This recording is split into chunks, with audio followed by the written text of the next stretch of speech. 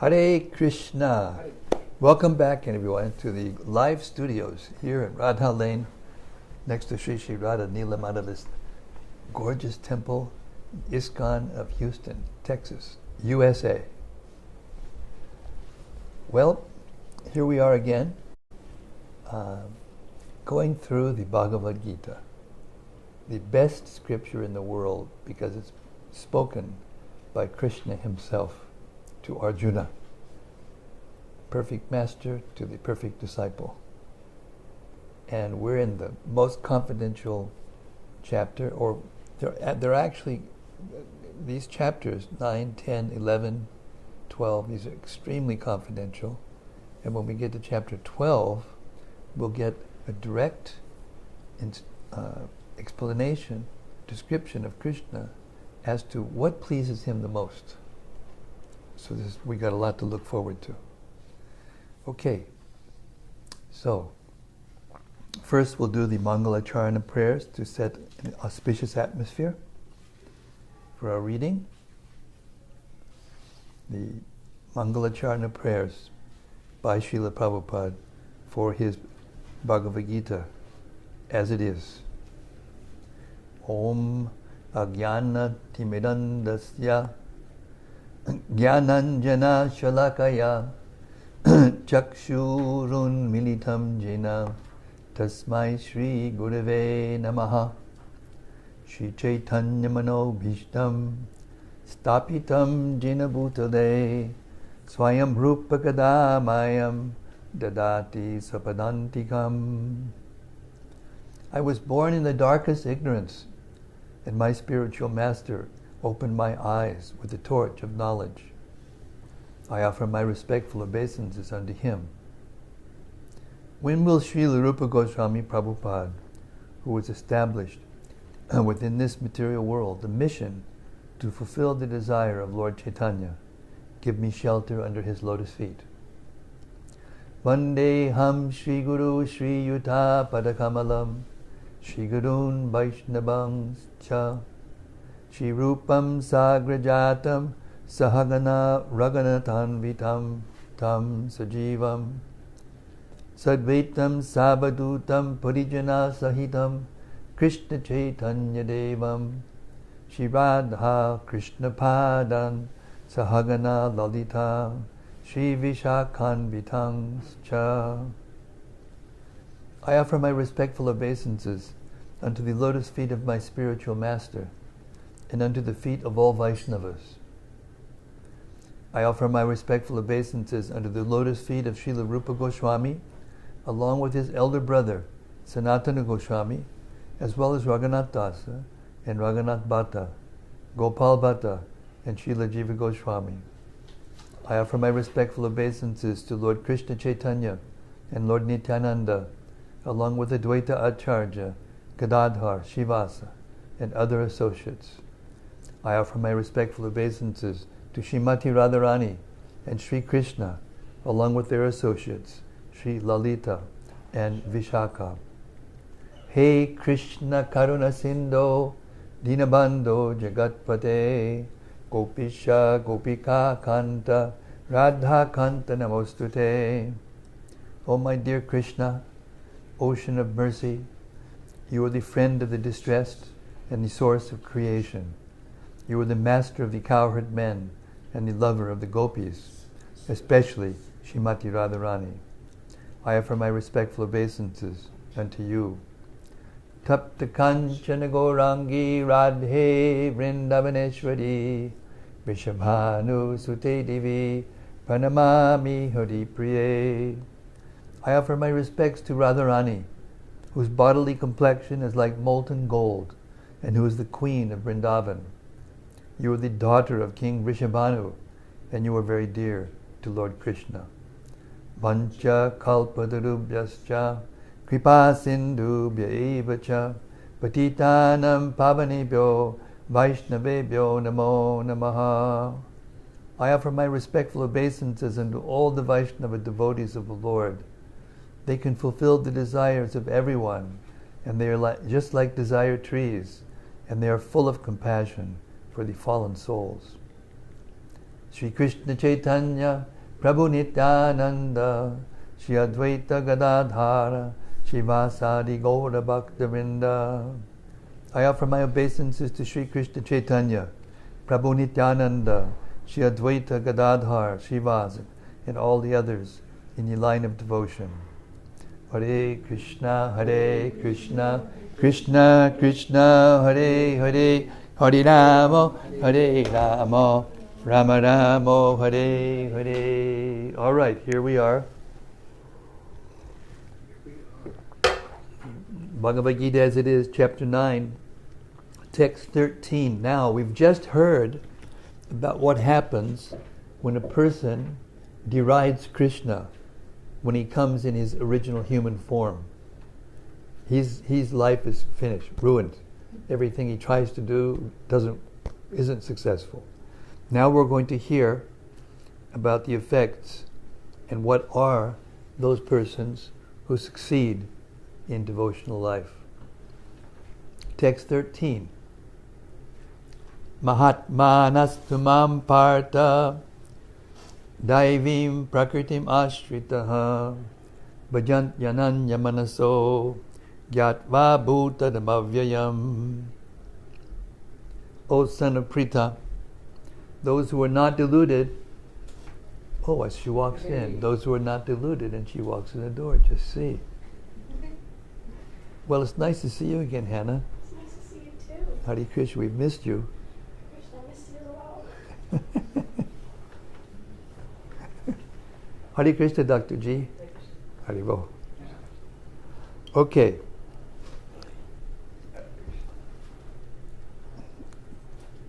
Chapter 9, text 13. O son of Pritha, those who are not deluded, the great souls, are under the protection of the divine nature.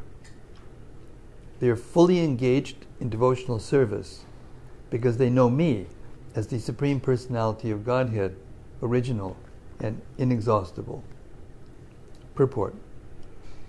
In this verse, the description of the Mahatma is clearly given. The first sign of the Mahatma is that he is already situated in the divine nature. He is not under the control of material nature. And how is this effected? That is explained in the 7th chapter. One who surrenders unto the Supreme Personality of Godhead, Sri Krishna, at once becomes freed from the control of material nature. That is the qualification. One can become free from the control of material nature as soon as he surrenders his soul to the Supreme Personality of Godhead. That is the preliminary formula. Being marginal potency, as soon as the living entity is freed from the control of material nature, he is put under the guidance of the spiritual nature. The guidance of the spiritual nature is called Daivi Prakriti, divine nature. So when one is promoted in that way, by surrendering to the Supreme Personality of Godhead, one attains to the stage of great soul, Mahatma. The Mahatma does not divert his attention to anything outside Krishna, because he knows perfectly well that Krishna is the original Supreme Person, the cause of all causes. There is no doubt about it. Such a Mahatma, or great soul, develops through association with other Mahatmas, pure devotees. Pure devotees are not even attracted by Krishna's other features, such as the four-armed Mahavishnu. They are simply attracted by the two-armed form of Krishna. They are not attracted to other features of Krishna, nor are they concerned with any form of a demigod or of a human being. They meditate only upon Krishna in Krishna consciousness. They are always engaged in the unswerving service to the Lord in Krishna consciousness. Text 14. Satatam kirtiyanto mam yatantascha dridhavrataha namasyantascha mam bhaktya nityayukta upasate. always chanting my glories, endeavoring with great determination, bowing down before me. These great souls perpetually worship me with devotion. Purport. Hey, Bhaktijan, come and sit over in this chair. Thank you. We insist. No, that's better for you.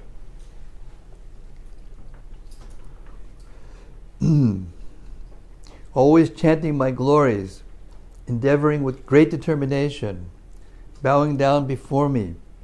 These great souls perpetually worship me with devotion. Purport. The Mahatma cannot be manufactured by rubber stamping an ordinary man. His symptoms are described here.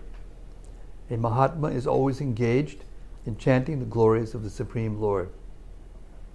Krishna is the personality of Godhead. He has no other business. He is always engaged in the glorification of the Lord. In other words, he is not an impersonalist. When the question of glorification is there, one has to glorify the Supreme Lord, praising His holy name, His eternal form, His transcendental qualities, and His uncommon pastimes. One has to glorify all these things. Therefore, a Mahatma is attached to the Supreme Personality of Godhead. One who is attached to the impersonal feature of the Supreme Lord, the Brahmajyoti, is not described as Mahatma in the Bhagavad-gita. He is described in a different way in the next verse. The Mahatma is always engaged in different activities of devotional service. As described in the Srimad Bhagavatam, hearing and chanting about Vishnu, not a demigod or human being. That is devotion, Shravanam, Kirtanam, Vishnu, and Smaranam, remembering Him. Such a Mahatma has firm determination to achieve at the ultimate end the association of the Supreme Lord in any one of the 5 transcendental rasas.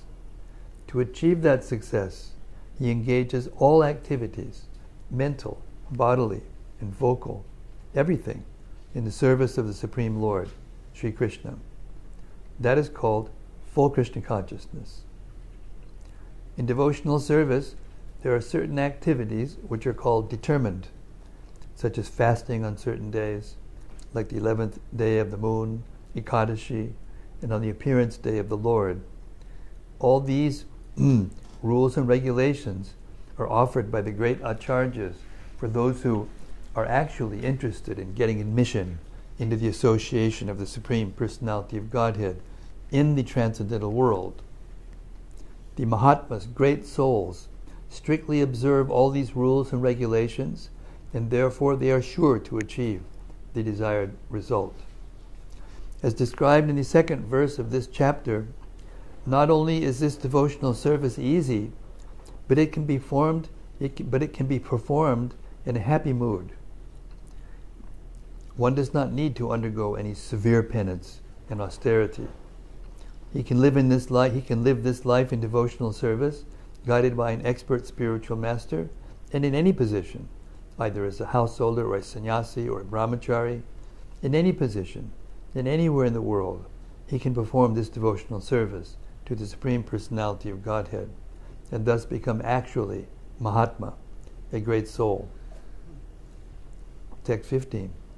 Jnana yagyena chapyanye yajanto mam upasate ekatvena pritatvena bahuda vishvato mukham.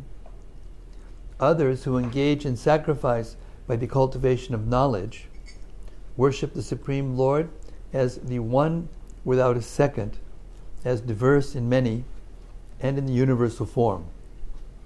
Purport. This verse is the summary of the previous verses. The Lord tells Arjuna that those who are purely in Krishna consciousness and do not know anything other than Krishna are called Mahatma. Yet there are other persons who are not exactly in the position of Mahatma, but who worship Krishna also in different ways. Some of them have already been described as the distressed, the financially destitute, the inquisitive, and those who are engaged in the cultivation of knowledge. But there are others who are still lower, and these are divided into three. 1. He who worships himself as one with the Supreme Lord. 2. He who concocts some form of the Supreme Lord and worships that. And 3. He who accepts the universal form, the Vishvarupa, of the Supreme Personality of Godhead, and worships that. Out of the above three, the lowest, those who worship themselves as the Supreme Lord, thinking themselves to be monists, are most predominant. Such people think themselves to be the Supreme Lord, and in this mentality they worship themselves. This is also a type of God worship, for they can understand that they are not the material body, but are actually spiritual soul. At least such a sense is prominent. Generally, the impersonalists worship the Supreme Lord in this way. The second class includes the worshippers of the demigods, those who, by imagination, consider any form to be the form of the Supreme Lord. And the third class includes those who cannot conceive of anything beyond the manifestation of this material universe. They consider the universe to be the supreme organism or entity and worship that. The universe is also a form of the Lord.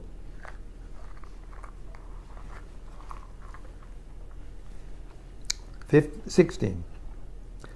Aham kratur, aham yagya, swadhaham, aham aushadam, mantroham, ahame vajam, aham agnir, aham hutam. But it is I who am the ritual, I the sacrifice, the offering to the ancestors, the healing herb, the transcendental chant. I am the butter and the fire and the offering. Purport. The Vedic sacrifice known as Jyotishdoma is also Krishna, and he is also the Mahayagya mentioned in the Smriti. The oblations offered to the Pitriloka, or the sacrifice performed to please the the sacrifice performed to please the Pitriloka, considered as a kind of drug in the form of clarified butter, is also Krishna. The mantras chanted in this connection are also Krishna, and many other commodities made of milk, with milk products for offering and sacrifices, are also Krishna. The fire is also Krishna, because fire is one of the 5 material elements and is therefore claimed as the separated energy of Krishna. In other words, the Vedic sacrifices recommended in the Karmakanda division of the Vedas are in total also Krishna. Or in other words, those who are engaged in rendering devotional service unto Krishna are to be understood to have performed all the sacrifices recommended in the Vedas. And there's also a very nice verse in the Srimad Bhagavatam that describes that when Brahman was first created, and all there was in the universe was him and that lotus flower that he was sitting on, and he understood after he did his penance, after Krishna told him to do penance, and after he had done his, meditation and realized the Vedas, because the Vedas came up from the lotus stem through Brahma, out through his mouths, and then he understood sacrifice. And he actually took from, because he had nothing to get to sacrifice. There was nothing else in the universe except for him and this lotus flower. So he took from the body of the Lord, which was that lotus flower, which came from the body of the Lord, the objects of sacrifice.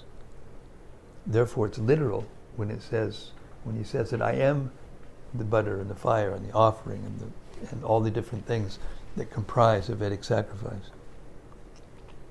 Text 17. Pitaham asya jagato mata data pitamaha vidyam pabikram omkara Riksa ma jajurevacha. I am the father of this universe, the mother, the support, and the grandsire. I am the object of knowledge, the purifier, the syllable Om. I am also the Rig, the Sama, and the Yajurvedas. Purport. The entire cosmic manifestations, moving and non-moving, are manifested by different activities of Krishna's energy. In the material existence, we create different relationships with different living entities who are nothing but Krishna's marginal energy. Under the creation of Prakriti, some of them appear as our father, mother, grandfather, creator, and so on. But actually, they are parts and parcels of Krishna. As such, these living entities who appear to be our father, mother, and so on, are nothing but Krishna. In this verse, the word Datta means creator. Not only are our father and mother parts and parcels of Krishna, but the creator, grandmother, and grandfather, and so on, are also Krishna. Actually, any living being part and parcel of Krishna is Krishna. All the Vedas therefore aim only toward Krishna. Whatever we want to know through the Vedas is but a progressive step toward understanding Krishna. That subject matter, which helps us to purify our constitutional position, is especially Krishna. Similarly, the living entity who is inquisitive to understand all Vedic principles is also part and parcel of Krishna, and as such is also Krishna. In all the Vedic mantras, the word Om, called Pranava, is a transcendental sound vibration and is also Krishna. And because in all the hymns of the four Vedas, Sama, Yajur, Rig, and Atharva, the Pranava, or Omkara, is very prominent. It is understood to be Krishna. So I heard from Gopi Pranadana Prabhu, who heard from our previous acharyas.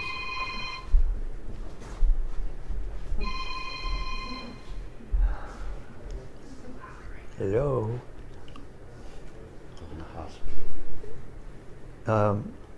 Where was I? Oh yeah, I heard our previous acharyas point out that when Brahma was there in the universe, there weren't any women.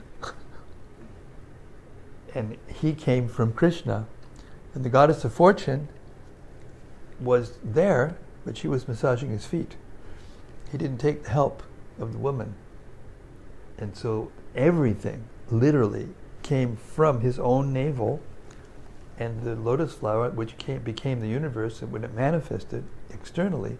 And so therefore he is the father and the mother, literally, not just figuratively. No one can do that, which makes him God. Text 18. Katir Bharta Prabhu Sakshi Nivasak Sharanam Surit Prabhavak Pralayak Stanam Nidanam Bijam Avyayam. I am the goal, the sustainer, the master, the witness, the abode, the refuge, and the most dear friend. I am the creation and the annihilation, the basis of everything, the resting place, and the eternal seed. Purport. Gati means the destination where we want to go. But the ultimate goal is Krishna, although people do not know it. One who does not know Krishna is misled, and his so-called progressive march is either partial or hallucinatory. There are many who make as their destination different demigods, and by rigid performance of the strict respective methods, they reach different planets, known as Chandraloka, Suryaloka, Indraloka, Maharloka, so on. But all such lokas or planets, being creations of Krishna, are simultaneously Krishna and not Krishna. Such planets, being manifestations of Krishna's energy, are also Krishna, but actually they serve only as a step forward for realization of Krishna. To approach the different energies of Krishna is to approach Krishna indirectly. One should directly approach Krishna, for that will save time and energy. For example, if there is a possibility of going to the top of a building by the help of an elevator, why should one go by the staircase, step by step? Everything is resting on Krishna's energy. Therefore, without Krishna's shelter, nothing can exist. Krishna is the supreme ruler because everything belongs to him and everything exists on his energy. Krishna, being situated in everyone's heart, is the supreme witness. The residences, countries, or planets in which we live are also Krishna. Krishna is the ultimate goal of shelter, and therefore one should take shelter of Krishna, either for protection or for annihilation of his distress. And whenever we have to take protection, we should know that our protection must be a living force. Krishna is the supreme living entity. And since Krishna is the source of our generation, or the Supreme Father, no one can be a better friend than Krishna. Nor can anyone be a better well-wisher. Krishna is the original source of creation and the ultimate rest after annihilation. Krishna is therefore the eternal cause of all causes. Text 19. Dapamyaham aham varsham nigrinam utrajamicha amritam chaivarmit yuscha sadasach chahamarjuna. O Arjuna, I give heat and I withhold and send forth the rain. I am immortality and I am also death personified. Both spirit and matter are in me. Purport. Krishna, by his different energies, diffuses heat and light through the agency of electricity and the sun. During summer season, it is Krishna who checks rain from falling from the sky. And then during the rainy season, he gives us unceasing torrents of rain. The energy which sustains us by prolonging the duration of our life is Krishna.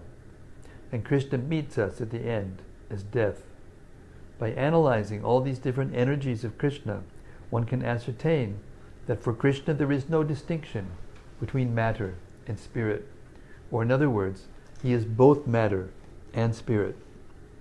In the advanced stage of Krishna consciousness, one therefore makes no such distinctions.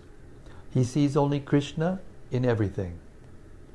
Since Krishna is both matter and spirit, the gigantic universal form, comprising all material manifestations, is also Krishna, and his pastimes in Vrindavan, as two-handed Shyamasundar, playing on flute, are also those of the Supreme Personality of Godhead. Text 20.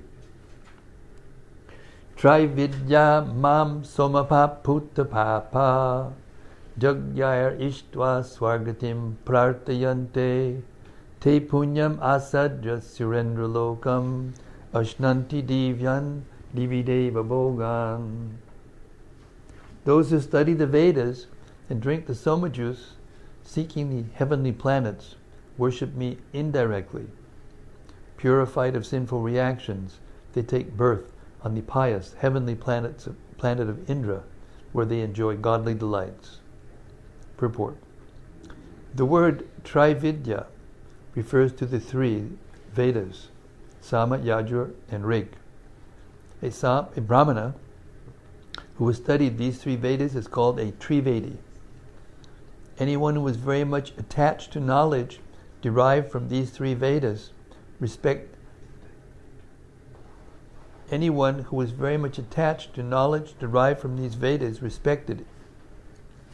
There's a word missing. Is have you got is? Yes. Okay, good. Holy Krishna. Is respected in society. Unfortunately, there are many great scholars of the Vedas who do not know the ultimate purport of studying them. Therefore, Krishna herein declares himself to be the ultimate goal for the Trivedis. Actual Trivedis take shelter under the lotus feet of Krishna and engage in pure devotional service under the lotus feet of Krishna and engage in pure devotional service to satisfy the Lord. Devotional service begins with the chanting of the Hare Krishna mantra and side by side trying to understand Krishna in truth.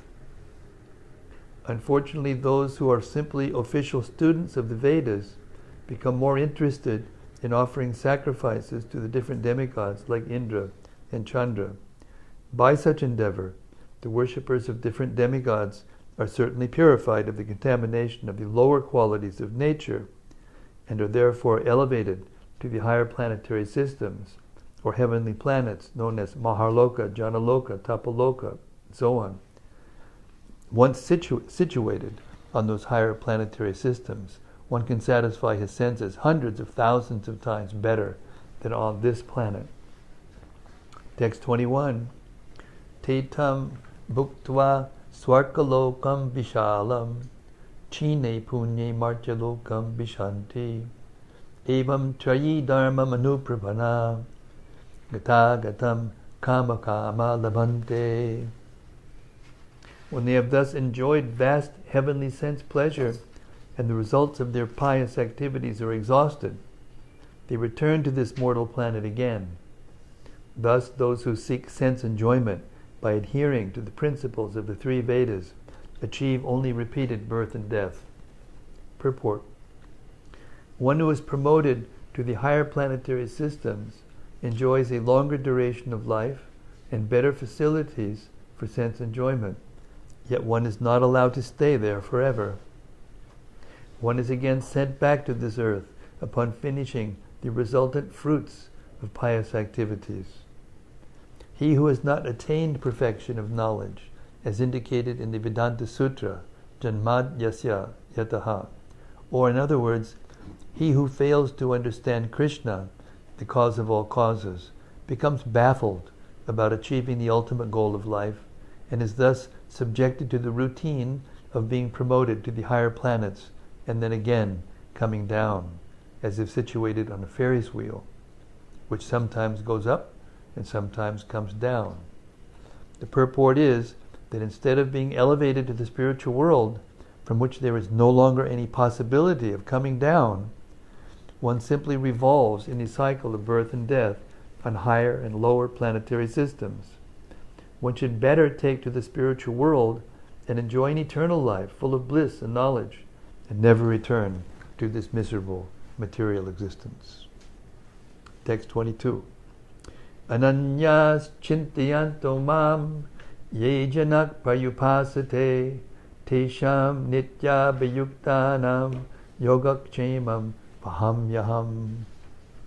But those who always worship me with exclusive devotion, meditating on my transcendental form, to them I carry what they lack, and I preserve what they have. Purport. One who was unable to live for a moment without Krishna consciousness cannot but think of Krishna 24 hours a day, being engaged in devotional service by hearing, chanting, remembering, offering prayers, worshipping, serving the lotus feet of the Lord, rendering other services, cultivating friendship, and surrendering fully to the Lord.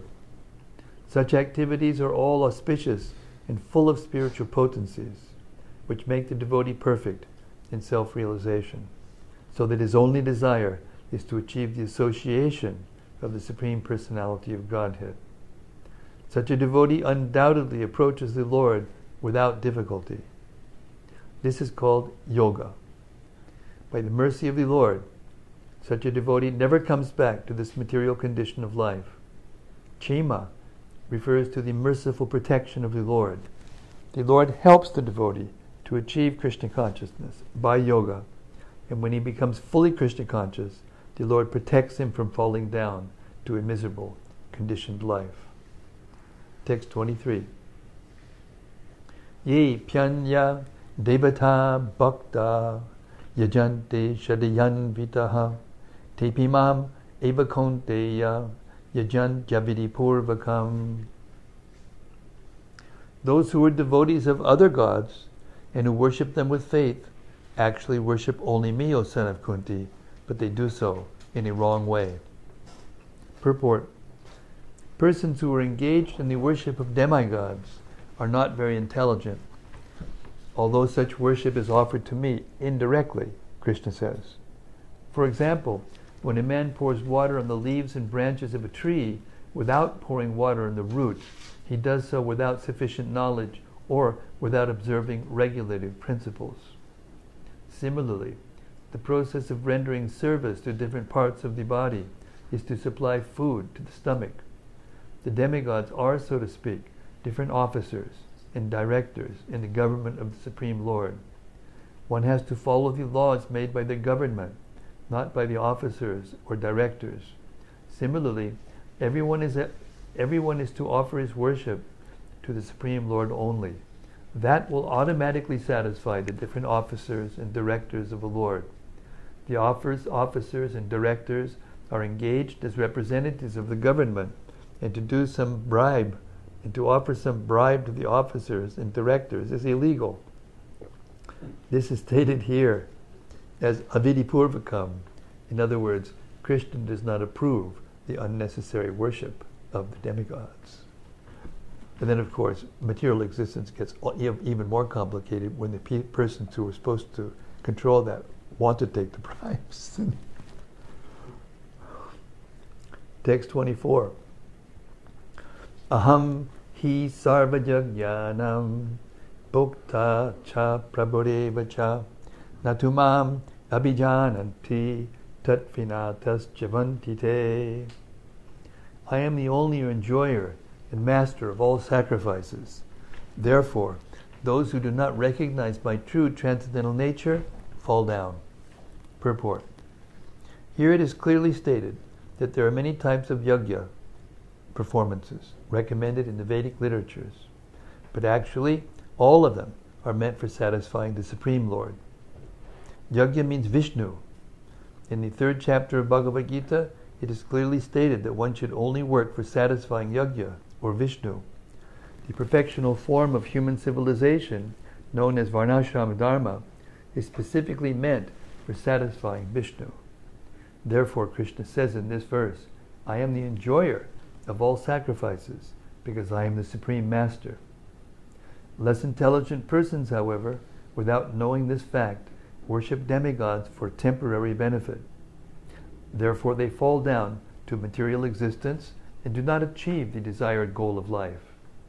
If, however, anyone has any material desire to be fulfilled, he had better pray for it to the Supreme Lord, although that is not pure devotion, and he will thus achieve the desired result. Text 25. Yanti deva vritad devan pitrin yanti pritivritaha bhutani yanti bhuteja yanti mad yajinopimam. Those who worship the demigods will take birth among the demigods. Those who worship the ancestors go to the ancestors. Those who worship ghosts and spirits will take birth among such beings, and those who worship me will live with me. Purport. If one has any desire to go to the moon, the sun, or any other planet, one can attain the desired destination by following specific Vedic principles recommended for that purpose, such as the process technically known as Darsha Purnamashi. These are vividly described in the fruitive activities portion of the Vedas, which recommends a specific worship of demigods situated on different heavenly planets. Similarly, one can attain the Pita planets by performing a specific yajna. Similarly, one can go to many ghostly planets and become a yaksha, raksha, or pishacha. Pishacha worship is called black arts or black magic. There are many men who practice this black art, and they think that it is spiritualism, but such activities are completely materialistic. Similarly, a pure devotee who worships the Supreme Personality of Godhead only achieves the planets of Vaikuntha and Krishna Loka without a doubt. It is very easy to understand through this important verse that if by simply worshipping the demigods one can achieve the heavenly planets, or by worshipping the Pitas achieve the Pita planets, or by practicing the black arts achieve the ghostly planets, then why can the pure devotee not achieve the planet of Krishna or Vishnu? Unfortunately, many people have no information of these sublime planets where Krishna and Vishnu live. And because they do not know of them, they fall down.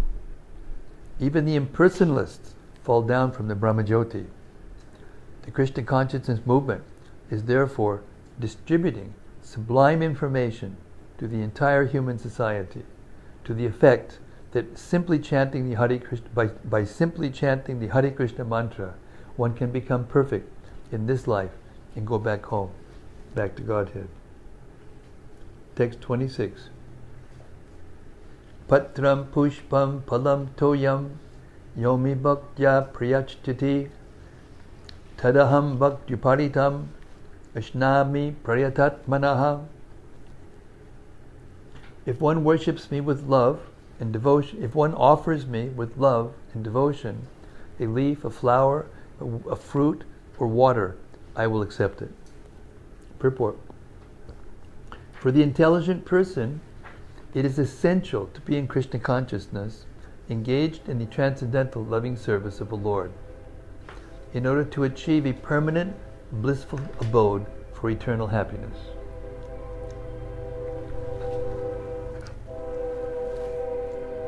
Just giving us time to digest.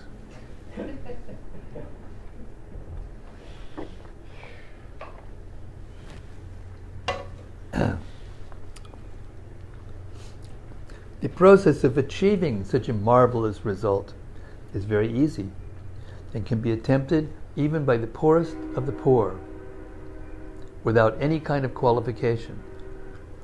The only qualification required in this connection is to be a pure devotee of the Lord. It does not matter what one is or where one is situated.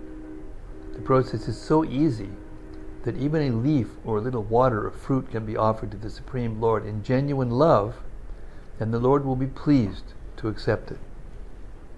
No one, therefore, can be barred from Krishna consciousness because it is so easy and universal. One who is such a fool that he does not want to be Krishna conscious by this simple method and thus attain the highest perfection of life of eternity, bliss and knowledge, who is such a fool that he does not want to be Krishna conscious by this simple method and thus attain the highest perfection of life of eternity, bliss and knowledge? Krishna wants only loving service and nothing more. Krishna accepts even a little flower from his pure devotee. He does not want any kind of offering from a non-devotee.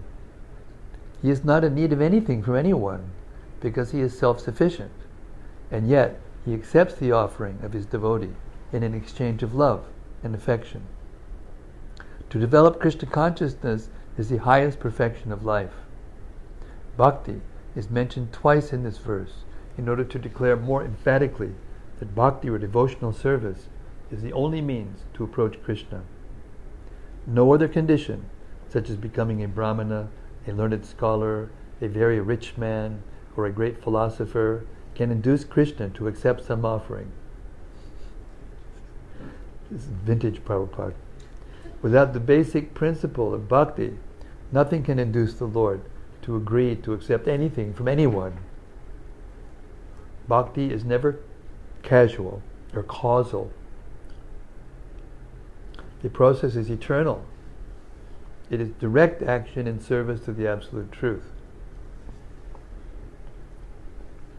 Here Lord Krishna, having established that he is the only enjoyer, the primeval Lord, and the real object of all spiritual offerings, reveals what types of sacrifices he desires to be offered.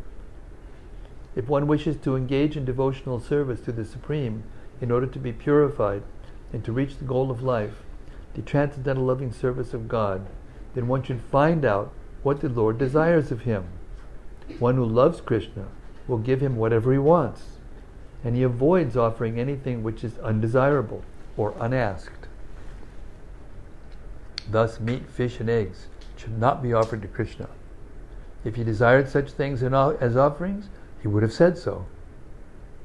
Instead, he clearly requests that a leaf, fruit, flowers, and water be given to him. And he says of this offering, I will accept it. Therefore we should understand that he will not accept meat, fish, and eggs. Vegetables, grains, fruits, milk, and water are the proper foods for human beings and are prescribed by Lord Krishna himself. Whatever else we eat cannot be offered to him since he will not accept it. Thus, we cannot be acting on the level of loving devotion if we offer such foods. In the 3rd chapter, verse 13, Sri Krishna explains that only the remains of sacrifice are purified and fit for consumption by those who are seeking advancement in life and release from the clutches of the material entanglement. Those who do not make an offering of their food,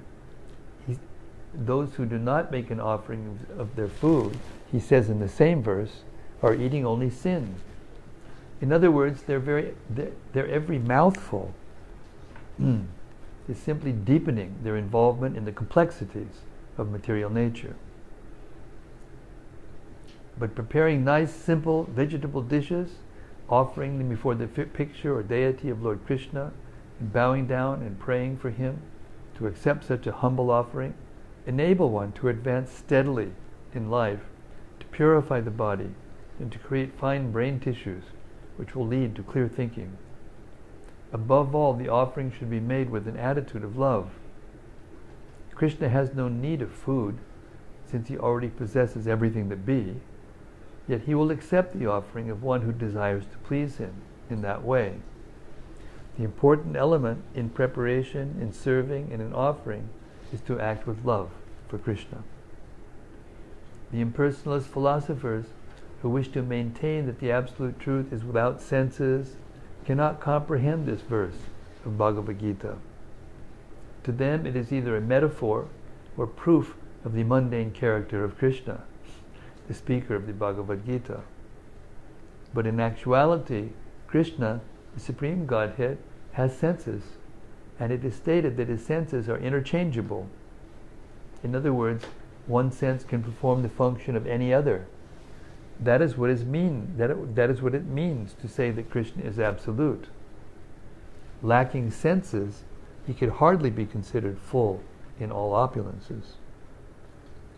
In the 7th chapter, Krishna has explained that he impregnates the living entities into material nature. This is done by his looking upon material nature. And so in this instance, Krishna's hearing the devotee's words of love and offering foodstuffs is wholly identical with his eating and actually tasting. This point should be emphasized because of his absolute position. His hearing is wholly identical with his eating and tasting. Only the devotee who accepts Krishna as he is, as he describes himself, without interpretation, can understand that the Supreme Absolute Truth can eat food and enjoy it. Text 27. Yat karoshi yadashnasi yaj jahosi dadasi yat tapasyasi kaunteya tat kadu shramararpanam. Whatever you do, whatever you eat, whatever you offer or give away, and whatever austerities you perform, do that, O son of Kunti, as an offering to me. Purport. Thus it is the duty of everyone to mold his life in such a way that he will not forget Krishna in any circumstance. Everyone has to work for the maintenance of his body and soul together, and Krishna recommends herein that one should work for him. Everyone has to eat something to live. Therefore, he should accept the remnants of foodstuffs offered to Krishna. Any civilized man has to perform some religious, ritualistic ceremonies. Therefore, Krishna recommends, do it for me. And this is called archana. Everyone has a tendency to give something in charity. Krishna says, give it to me. And this means that all surplus money accumulated should be utilized in furthering the Krishna consciousness movement. Nowadays, people are very much inclined to the meditational process, which is not practical in this age. But if anyone practices meditating on Krishna 24 hours a day by chanting the Hare Krishna mantra around his beads, he is surely the greatest meditator and the greatest yogi as substantiated by the 6th chapter of Bhagavad-gita. Text 28. Shubha palaya revam mokshase karma bandhanahi sannyasa yoga yuktatma vimukto mam upaishasi. In this way, you will be freed from bondage to work and its auspicious and inauspicious results. With your mind fixed on me and this principle of renunciation, you will be liberated and come to me. Purport. One who acts in Krishna consciousness under superior direction is called yukta vairagya. The technical term is yukta vairagya. This is further explained by Rupa Goswami as follows. Anasaktasya vishayan yatarham upayunjataha nirbandhak Krishna sambandhe yuktam vairagyam uchyate. Rupa Goswami says that as long as we are in this material world, we have to act. We cannot cease acting. Therefore, if actions are performed and the fruits are given to Krishna, then that is called yukta vairagya. Actually situated in renunciation, such activities clear the mirror of the mind. And as the actor gradually makes progress in spiritual realization, he becomes completely surrendered to the Supreme Personality of Godhead. Therefore, at the end, he becomes liberated. And this liberation is also specified. By this liberation, he does not become one with the Brahmajyoti, but rather enters into the planet of the Supreme Lord. It is clearly mentioned here, Mam upaishasi, he comes to me, back home, back to Godhead. There are 5 different stages of liberation, and here it is specified that the devotee who has always lived his lifetime here under the direction of the Supreme Lord, as stated, has evolved to the point where he can, after quitting this body, go back to Godhead and engage directly in the association of the Supreme Lord. Anyone who has no interest but to dedicate his life to the service of the Lord is actually a sannyasi. Such a person always thinks of himself as an eternal servant, dependent on the supreme will of the Lord. As such, whatever he does it for the benefit of the Lord. Whatever action he performs it as service to the Lord.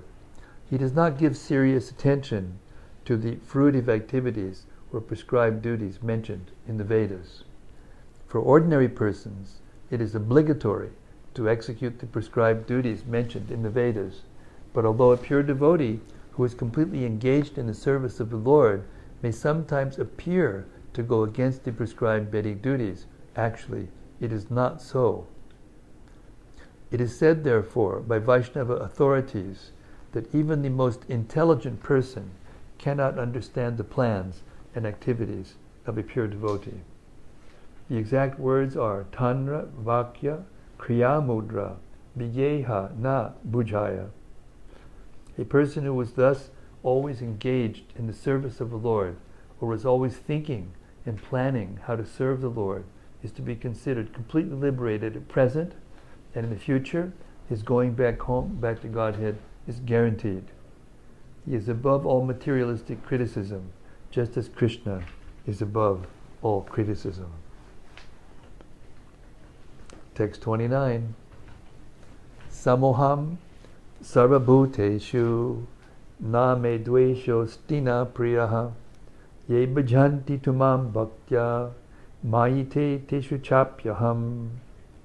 I envy no one, nor am I partial to anyone. I am equal to all, but whoever renders service unto me in devotion is a friend, is in me, and I am also a friend to him. Purport. One may question here that if Krishna is equal to everyone, and no one is his special friend, then why does he take a special interest in the devotees who are always engaged in his transcendental service? But this is not discrimination. It is natural. Any man in this material world may be very charitably disposed, yet he has a special interest in his own children. The Lord claims that every living entity in whatever form is his son, And so he provides everyone with a generous supply of the necessities of life. He is just like a cloud which pours rain all over, regardless of whether it falls on rock or land or water. But for his devotees, he gives specific attention. Such devotees are mentioned here. They are always in Krishna consciousness, and therefore they are always transcendentally situated in Krishna. The very phrase, Krishna consciousness, suggests that those who are in such consciousness are living transcendentalists. They are in me. Naturally, as a result, the Lord is also in them. This is reciprocal. This also explains the words, Ye yatam mam prapadyante, tangs tataiva bhajamyaham. Whoever surrenders unto me, proportionately I take care of him. This transcendental reciprocation exists because both the Lord and the devotee are conscious. When a diamond is set in a golden ring, it looks very nice. The gold is glorified, and at the same time the diamond is glorified. The Lord and the living entity eternally glitter. And when the living entity becomes inclined to the service of the Supreme Lord, he looks like gold. The Lord is a diamond, and so this combination is very nice. Living entities in a pure state are called devotees. The Supreme Lord becomes the devotee of his devotees. If a reciprocal relationship is not present between the devotee and the Lord, then there is no personalist philosophy. In the impersonal philosophy, there is no reciprocation between the Supreme and the living entity. But in the personalist philosophy, there is. The example is often given that the Lord is like a desire tree, and whatever one wants from this desire tree, the Lord supplies. But here the explanation is more complete. The Lord is here stated to be partial to the devotees. This is the manifestation of the Lord's special mercy to the devotees. The Lord's reciprocation should not be considered to be under the law of karma. It belongs to the transcendental situation in which the Lord and his devotees function. Devotional service to the Lord is not an activity of this material world. It is part of the spiritual world, where eternity, bliss, and knowledge predominate. Text 30, chapter 9. Apichet suduracharo bhajate mam ananyabhak sadureva samantavyak samyak vyapasito hisaha. Even if one commits the most abominable action, if he is engaged in devotional service, he is to be considered saintly because he is properly situated in his determination. Listen very carefully to this purport. It's a classic, this purport. The word su-durachara used in this verse is very significant, and we should understand it properly. When the living entity is conditioned, he has two kinds of activities. One is conditional, and the other is constitutional. As for protecting the body, or abiding by the rules of society and state, certainly there are different activities, even for the devotees, in connection with the conditional life. And such activities are called conditional. Besides these, the living entity who is fully conscious of his spiritual nature and is engaged in Krishna consciousness, or the devotional service of the Lord, has activities which are called transcendental. Such activities are performed in his constitutional position, and they are technically called devotional service. Now, in a conditioned state, sometimes devotional service and the conditional service in relation to the body will parallel one another. But then again, sometimes these activities become opposed to one another. As far as possible, a devotee is very cautious so that he does not do anything that could disrupt his wholesome condition. He knows that perfection in his activities depends on his progressive realization of Krishna consciousness. Sometimes, however, it may be seen that a person in Krishna consciousness commits some act which may be taken as most abominable socially or politically. But such a temporary fall down does not disqualify him.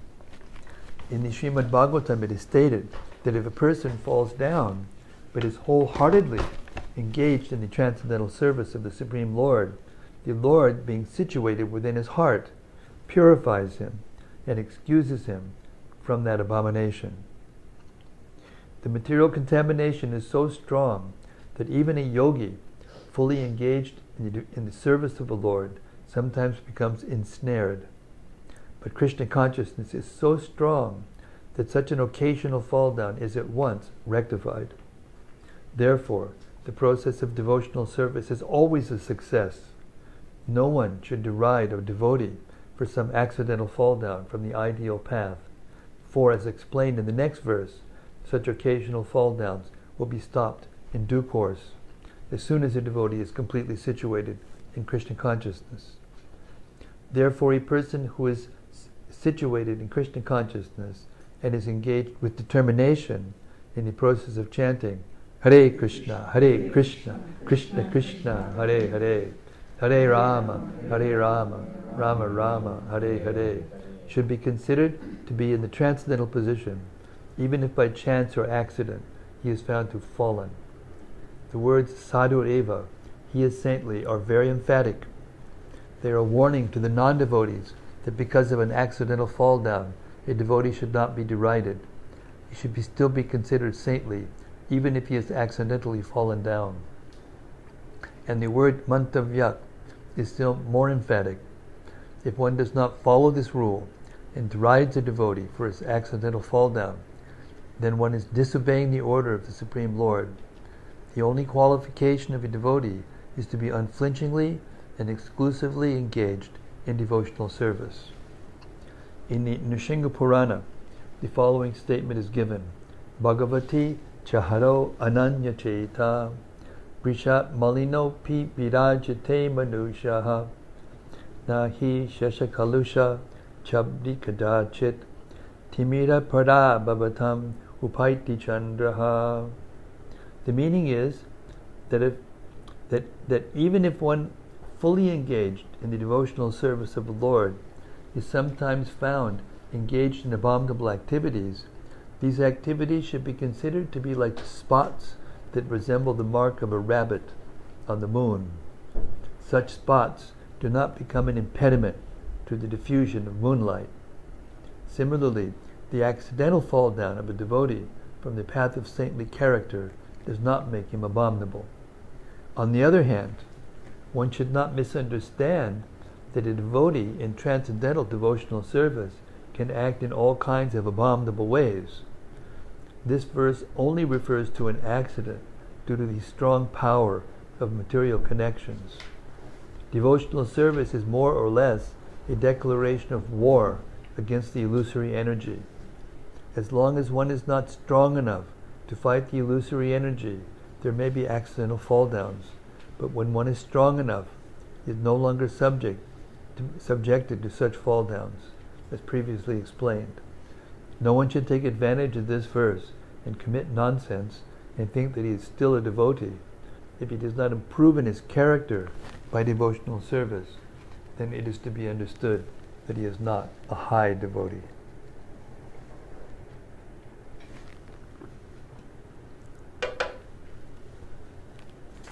Just let that sink in for a couple of minutes.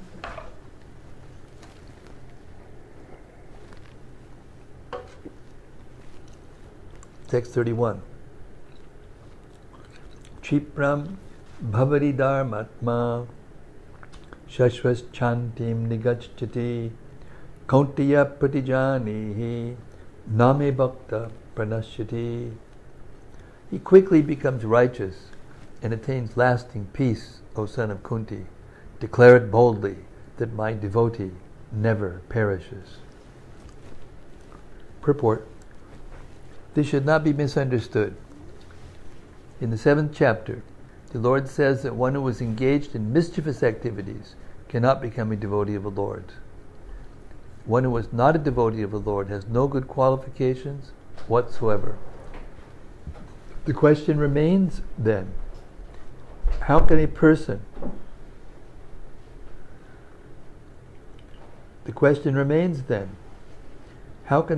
engaged in abominable activities, either by accident or by intention, be a pure devotee? This question may justly be raised. The miscreants, as stated in the 7th chapter, who never come to the devotional service of the Lord, have no good qualifications, as is stated in the Srimad Bhagavatam. Generally, a devotee who is engaged in the 9 kinds of devotional activities is engaged in the process of cleansing all material contamination from the heart. He puts the Supreme Personality of Godhead within his heart, and all sinful contaminations are naturally washed away. Continuous thinking of the Supreme Lord makes him pure by nature. According to the Vedas, there is a certain regulation that if one falls down from his exalted position, he has to undergo certain ritualistic processes to purify himself. But here, there is no such condition, because the purifying process is already there in the heart of the devotee, due to his remembering the Supreme Personality of Godhead constantly. Therefore, the chanting of Hare Krishna, Krishna Krishna, Hare Hare, Hare Rama, Rama Rama, Hare Hare should be continued without stoppage. This will protect the devotee from all accidental fall downs. He will thus remain perpetually free from all material contaminations. That means chant your rounds every day. I mean, it could mean 24 hours a day, but it can also mean every day without stopping. Just keep chanting Hare Krishna. There's a very nice verse in the Padma Purana, Nama Parada Yuktanam Nama Mebya Agam Yaham. It means that the chanting of Hare Krishna is also for offenders, because even if one offends the Lord or the holy name, even there's no purificatory practice that can absolve one from offenses against the holy name, except for the holy name. Therefore, that verse says that if one continues to chant and doesn't stop, then eventually, although it'll take longer, you can't expect to get liberation like quickly if you're going to keep doing nonsense.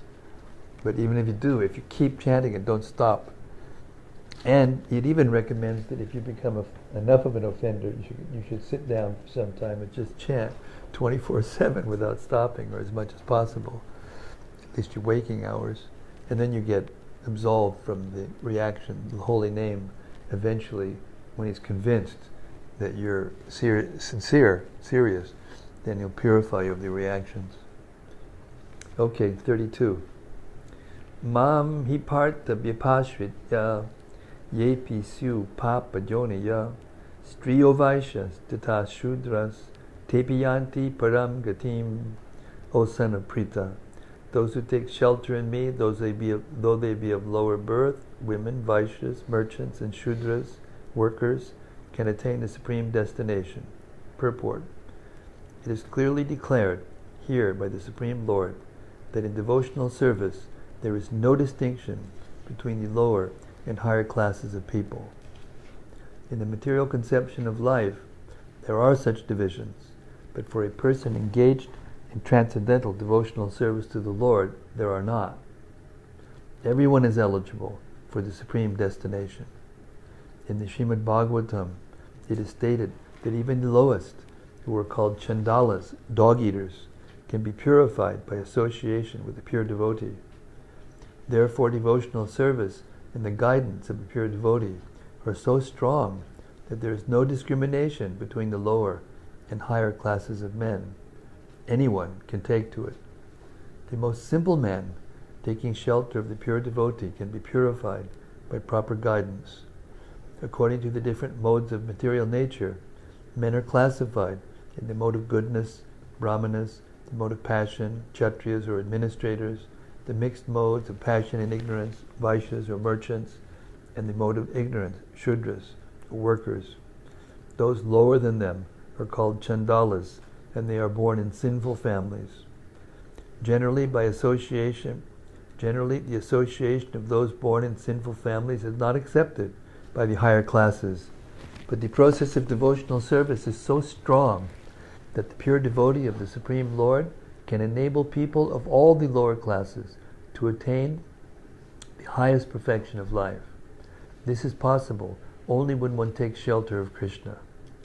As indicated here by the word vipashritya, one has to take shelter completely of Krishna. Then one can become much greater than great jnanis and yogis. Text 33. Kim punar brahmanak punya bhakta rajar shayastata anityam asukam lokam imam prapya bhajasvamam. How much more so this is so of the righteous brahmanas, the devotees, and the saintly kings. Therefore, having come to this temporary miserable world, engage in loving service unto me. Purport. In this material world, there are classifications of people. But after all, this world is not a happy place for anyone. It is clearly stated here, anityam asukam lokam. This world is temporary and full of miseries, not habitable for any sane gentleman. This world is declared by the Supreme Personality of Godhead to be temporary and full of miseries. Some philosophers, especially Mayavadi philosophers, say that this world is false. But we can understand from Bhagavad-gita that the world is not false. It is temporary. There's a difference between temporary and false. This world is temporary, but there is another world, which is eternal. This world is miserable, but the other world is eternal and blissful. Arjuna was born in a saintly royal family. To him also the Lord says, "Take to my devotional service and come quickly back to Godhead, back home." No one should remain in this temporary world, full as it is with miseries. Everyone should attach himself to the bosom of the Supreme Personality of Godhead, so that he can be eternally happy. The devotional service of the Lord is the only process by which all problems of all classes of men can be solved. Everyone should therefore take to Krishna consciousness and make his life perfect. This is what needs to be broadcast throughout the world, and that's why Prabhupada came and wrote these books.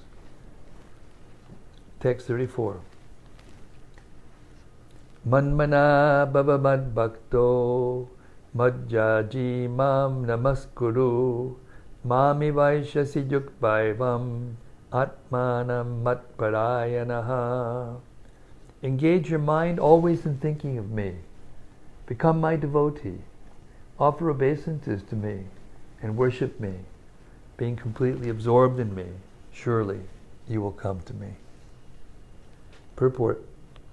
In this verse, it is clearly indicated that Krishna consciousness is the only means of being delivered from the clutches of this contaminated material world.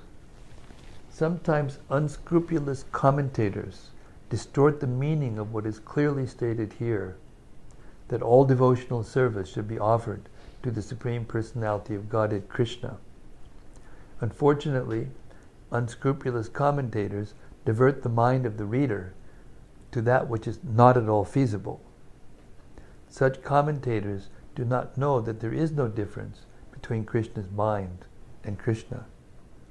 Krishna is not an ordinary human being. He is absolute truth. His body, his mind, and he himself are one and absolute. It is stated in the Kurma Purana, as it is quoted by Bhaktisiddhanta Saraswati Goswami in his Anubhashya comments on Chaitanya Charitamrita, Dehi dehi vibedo yam neshware vidyate kvachit. This means that there is no difference in Krishna, the Supreme Lord, between himself and his body. Because the commentators do not know this science of Krishna, they hide Krishna and divide his personality from his mind or from his body. Although this is sheer ignorance of the science of Krishna, some men make profit out of misleading people. There are some who are demonic. They also think of Krishna, but enviously, just like King Kamsa, Krishna's uncle. He was also thinking of Krishna always, but he thought of Krishna as his enemy.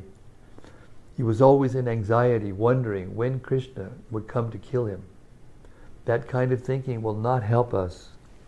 One should be thinking of Krishna in devotional love. That is bhakti. One should cultivate the knowledge of Krishna continuously. What is that favorable cultivation? It is to learn from a bona fide teacher. Krishna is the Supreme Personality of Godhead, and we have several times explained that his body is not material, but is eternal, blissful knowledge. This kind of talk about Krishna will help one become a devotee. Understanding Krishna otherwise, from the wrong source, will prove fruitless. One should therefore engage his mind in the eternal form, the primal form of Krishna. With conviction in his heart that Krishna is the Supreme, he should engage himself in worship. There are hundreds of thousands of temples in India for the worship of Krishna, and devotional service is practiced there. When such practice is made, one has to offer obeisances to Krishna. One should lower his head before the deity and engage his mind, his body, his activities, everything. This will make one fully absorbed in Krishna without deviation. This will help one transfer to the Krishna Loka. One should not be deviated by unscrupulous commentators. One must engage in the 9 different processes of devotional service, beginning with hearing and chanting about Krishna. Pure devotional service is the highest achievement of human society. The 7th and 8th chapters of Bhagavad-gita have explained pure devotional service to the Lord that is free from speculative knowledge, mystic yoga, and fruitive activities. Those who are not purely sanctified may be attracted by different features of the Lord, like the impersonal Brahmajyoti and localized Paramatma. But a pure devotee directly takes to the service of the Supreme Lord. There is a beautiful poem about Krishna in which it is clearly stated that any person who is engaged in the worship of demigods is most unintelligent and cannot achieve at any time the supreme award of Krishna. The devotee in the beginning may sometimes fall from the standard, but still he should be considered superior to all other philosophers and yogis. One who always engages in Krishna consciousness should be understood to be a perfectly saintly person. His accidental non-devotional activities will diminish, and he will soon be situated, without any doubt, in complete perfection. The pure devotee has no actual chance to fall down because the Supreme Lord personally takes care of his pure devotees. Therefore, the intelligent person should take directly to the process of Krishna consciousness and happily live in this material world. He will eventually receive the supreme award of Krishna. Thus end the Bhaktivedanta purports to the 9th chapter of the Bhagavad-gita, Srimad Bhagavad-gita, in the matter of the most confidential knowledge. Hare Krishna. That's why it's called the most confidential knowledge. Now let us reflect. Anything that stuck out in your mind when you heard, share it. You can ask questions, but you can also share. Anything stuck out, anything make an impression on your mind, particularly.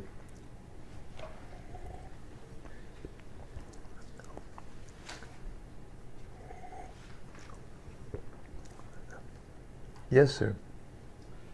Krishna Kripa is going to speak.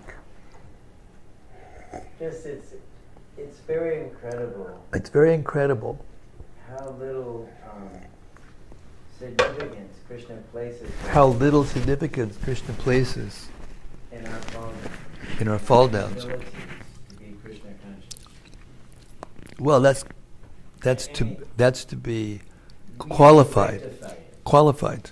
Yes, we have to rectify it, but it's not something that Krishna considers a problem that ends your devotional service. Unless it is not accidental. Krishna makes a very point at the end of that purport. He makes it very clear that one shouldn't take advantage of that mercy and do things willfully and repeatedly with the idea that it's okay if I do it, because if I chant Hare Krishna, I'll become purified. So it doesn't make any difference whether I do it or not. That's an offense against the holy name, and that's taken very seriously by Krishna and by the holy name. So it is a fact that Krishna, I quoted that verse for a reason, from the Padma Purana, that, even if you do something, or even if you are abominable, if you chant Hare Krishna and don't stop, then eventually you'll be purified and Krishna will accept you. But that will take a long time. If you go that route, it'll take a long time. I mean, we're talking about hundreds and hundreds of births. There was one question in Vrindavan. There's an ashram just in back of Krishna Balaram Mandir, and there's a group of worshippers there that make up mantras. They've made up a mantra. I don't remember what it is right now. Anyway, and so they ask, but the name of Krishna is in the mantra, and they're in Vrindavan. So they asked Prabhupada, can these people go back to Godhead? Prabhupada said yes, after 700 births. Because if you do, it's just exactly what that Padma Purana verse says. If you make offense against the holy name, but if you keep chanting, eventually the holy name will, listen and accept you and then purify you, and then you can go back to him. But you have to pay for the offenses before that happens. It's not a matter of, it doesn't say when, Sometimes these verses say, if you just check Krishna once, you're liberated, but it doesn't say when. Which one? Yeah. So then, in other words, we have to be, even though these statements are there, we still have to be careful. If we're sincere, we won't want to offend Krishna. We won't want to do something that's going to cause me to have to stay in this world for hundreds of births. And that's it's too risky. You don't know what's going to happen. Look what's happening in the world right now, Just project America, 50 years from now. If it keeps going in the direction it's going, my God, who wants to be here? Therefore, Prabhupada, Lord Chaitanya came and gave us the process by which we can actually go back home in this life. One life. That's all we need. That's how merciful Lord Chaitanya is. How merciful Prabhupada is. But we have to take it seriously. That's the only catch. The only string attached. You have to take it seriously. But the thing that really struck me was how, Krishna and then Prabhupada explained that there are no disqualifications in terms of position, or gender, or social position, higher, lower, or this or that, upper, middle, lower, occupation, how simple a person is, or how sophisticated. Actually, the most sophisticated persons in general, it's more difficult for them.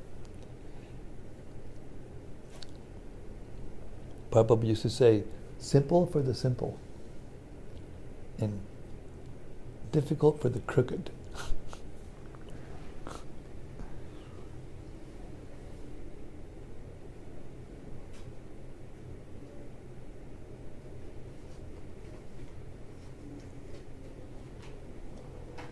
Pretty encouraging. Go ahead. Bhakti John's got something. One simple. Oh boy, he's got a simple question. Simple question. From the salt of the earth, Bhakti John. Okay, and I'm trying to get this straight in my mind. Okay, if you start chanting here, because I'm sure somebody's going to ask this question, maybe it's one of us, but all of a sudden I start chanting Hare Krishna, and I've had 50 years or plus of committing a lot of, Nonsense. Yeah, nonsense. Rascality. There you go. Rascality. That's a good one. Anyway, it doesn't just go away, does it? And in one Hare Krishna, I mean, once you are, I don't know, forgiven or how is Well, that see, going? the thing is, Krishna's a person, and this is the point being made in this chapter very, very importantly. The living being is conscious, and the supreme living being is conscious, and therefore there's a reciprocation. Right. So when he sees that you're sincere, and even helpless, like right now we just have a new baby. The grandparents are both here. The parents are in the hospital with the kid, but they're coming home tomorrow, okay, and everything's okay. But the fact is that when a living being becomes very helpless, then naturally our affection goes to that person. A newborn baby, who doesn't? I mean, it becomes so fallen now that even people will do heavy things to their newborn kids. It's in the papers all the time. Horrible things they're doing. But anyone who's sane, who's a human being, these are not human beings. Only animals eat their children, snakes and even lions and tigers. They take care of them. They have affection, but sometimes they're so ferocious they just lose it and just eat it or something, But Krishna is like that. If he sees someone that's really helpless, then his heart goes to that person. And then if a person is in a completely, difficult situation and just calls out, "Oh Krishna," or "God, help me," or whatever, "Oh my God, what am I going to do now?" Then Krishna is a person. Okay. And he reciprocates. He becomes a little inclined to protect that person, especially protect that person. Well, it's not like a mathematical formula. No. Like, okay, I've done this, so I've got to do this. No. There are rules and equal. regulations in the beginning until one becomes actually fixed in this consciousness, in this ability to reciprocate with Krishna for all the wonderful things he's provided for us. But before we come to that stage, when we're still conditioned, then we have to be careful and follow the rules that he's given us to become purified. But at some stage along that path, then one becomes naturally attracted to Krishna. And there it says, in one of the verses we just read, that Krishna becomes naturally inclined to that person also. And once you get Krishna's attention, and he becomes naturally inclined to you, it's like, that's a slam dunk, as they say in America. Right. Okay. So yes, you're right. It's not mechanical. It's not that you get there by scholarship or by a particularly, educated, subtle body or, big brain that can figure things out, problem solve, and all those things. It's not what attracts Krishna. And therefore that one verse, Patram Pushpam Palam Toyam, is very important, because there the word bhakti is used twice to show how much Krishna is emphasizing the bhakti. It's not the thing. What does he need a piece of fruit for? He owns everything. He is everything. What does he owns everything? It's like sometimes they worship the Ganges by taking a little palm full of water while they're in the Ganges and going like this, and then dropping it in the Ganges. It's not, it's not very. Or they'll offer a flame to the sun. What the sun needs of a little flame. It's the source of all flames. But because it's being offered with devotion, then the superior person reciprocates. Just like when a little baby or a little toddler comes up to you and offers you something, and you can see that it's completely pure. There's no motive. He's not trying to get something for you. He just picks up something. Oh, look, here, take this, And your heart just immediately opens up. Your heart immediately opens up, and you feel affection. You feel naturally inclined to that little helpless person. So Krishna's like that. And when you call out to Krishna even once, helplessly, you got no other place else to go. I mean, I don't know about anybody else here in the room, but when I chant every day, and I never stop, I say, almost all the time, please accept me. Please accept me. Don't kick me away. For all those 50 or however many years. Luckily for me, it was only 26. Well, in this lifetime. God only knows how many millions of lifetimes before. Prabhupada used to say, cleaning our hearts is like trying to clean coal with water. It stays black. Yeah, but the holy name is so powerful. Krishna's so powerful. He can counteract the laws of nature and give us shelter. And once we've been given shelter, then inside our heart we change. We change, and we're all experiencing it. Even from the very beginning, you're experiencing it. You told me. Your heart changes, and you become inclined. And then Krishna, when he hears that, sees that, he's there in your heart, watching.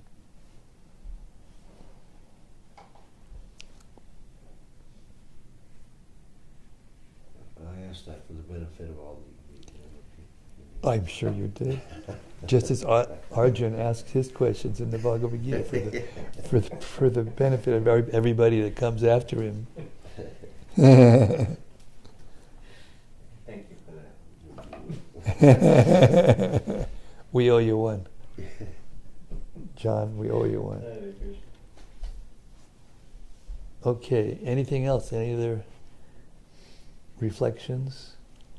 It was a beautiful reading tonight. Maybe the most beautiful reading I've done in the last 5.5 years. Krishna. Okay, everybody, thank you very much. We'll see you tomorrow. Chant Hare Krishna in the way and be thankful to Krishna for what a wonderful, and Srila Prabhupada and Krishna for a wonderful gift they gave us of this Bhagavad-gita as it is. Hare Krishna. Srila Bhagavad-gita ki jai.